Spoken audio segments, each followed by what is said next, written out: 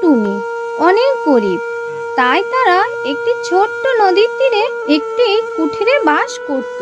তাদের জীবন চলতো মাছ ধরে, কিন্তু ছোট নদীতে মাছ ধরতে গেলে তেমন কিছুই মাছ ধরা পড়তো না। তাই টুনা একদিন বড় নদীতে গেল। সে সেখানে দেখলো চিল ও মাছরাঙা দুজনেই মাছ ধরছে। টুনাকে দেখে তারা দুজনেই খুব রেগে গেল আর বলল, এই টুনা, তুমি এখানে কেন মাছ ধরতে এসেছো? এই জায়গাটা শুধু আমাদের, তোমার এখানে কোনো জায়গা নেই, দূরে কোথাও চলে যাও। তোমরা এমন কথা বলছো কেন? আমি কোথায় যাব? তুমি কোথায় যাবে তুমি দেখে নাও, আমি বলবো কেন? এই বলে টুনা একটু দূরে সরে গেল, কিন্তু টুনার জালে তেমন কোনো মাছ ধরা পড়ল না। অল্প কিছু মাছ নিয়ে টুনা চলে আসে ও তা বাজারে বিক্রি করে। কিন্তু এদিকে চিল টুনার থেকে অনেক বেশি মাছ নিয়ে বাজারে বিক্রি করতে আসে। তাই চিল টুনাকে দেখে হাসতে থাকে আর বলে, তোমার দ্বারা কিচ্ছু হবে না।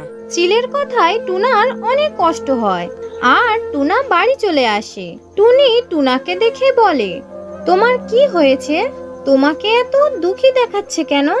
টুনা টুনিকে সব কথা বলে, আমি প্রতিদিন তো মাছ ধরতে যাচ্ছি, কিন্তু আমার জালে কোনো মাছ ধরা পড়ছে না।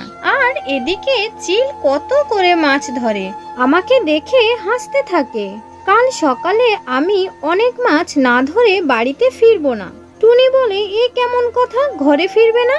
সকাল হতেই টুনা প্রতিদিনের মতো জাল ও ডিঙি নৌকা নিয়ে বেরিয়ে পড়ে মাছ ধরতে।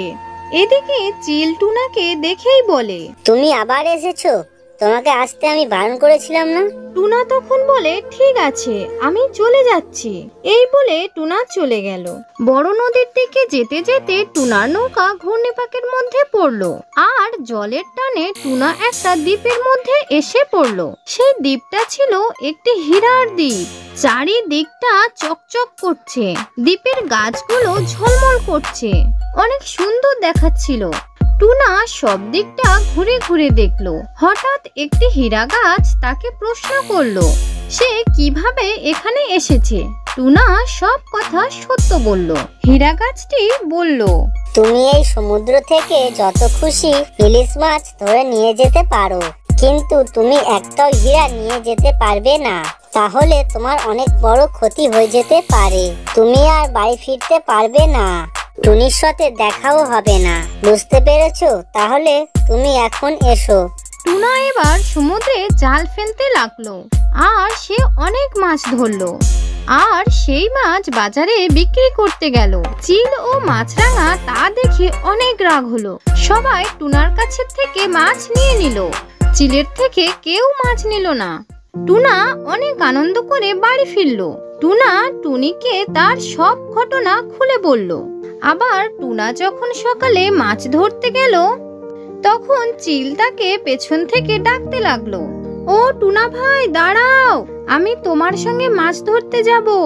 টুনা তখন চিলকে বলে, তুমি যাবে তো চলো, তবে হ্যাঁ, বড় সমুদ্রে মাছ ধরতে যাচ্ছি, সেখানে একটি হীরের দ্বীপ আছে, সেই দ্বীপ থেকে একটাও হীরা বাড়িতে নিয়ে আসতে পারবে না।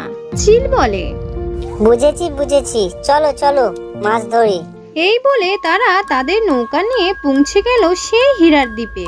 চিল সেই হীরার দ্বীপে গিয়ে অনেক অবাক হয়ে গেল আর তার মনে অনেক লোভ হলো। মনে মনে বলে, এত হীরা ছেড়ে আমি মাছ ধরবো? কখনো নয় তো, আমি বরং মাছ বাদ দিয়ে নৌকায় হীরা ভরে নিই। টুনা চিলকে অনেক বারণ করা সত্ত্বেও সে তার কোনো কথাই শুনল না। এবার যখন বাড়ি ফিরবে তখন মাঝ সমুদ্রে অনেক জোরে ঘূর্ণিঝড় উঠলো আর চিলের হীরা এদিকে ডবল হতে লাগলো।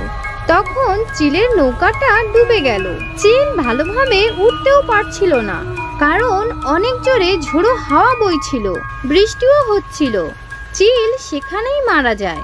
এদিকে টুনার কোনো মনে পাচ্ছিল না, তাই সে ভালোভাবেই বাড়ি ফিরে এলো।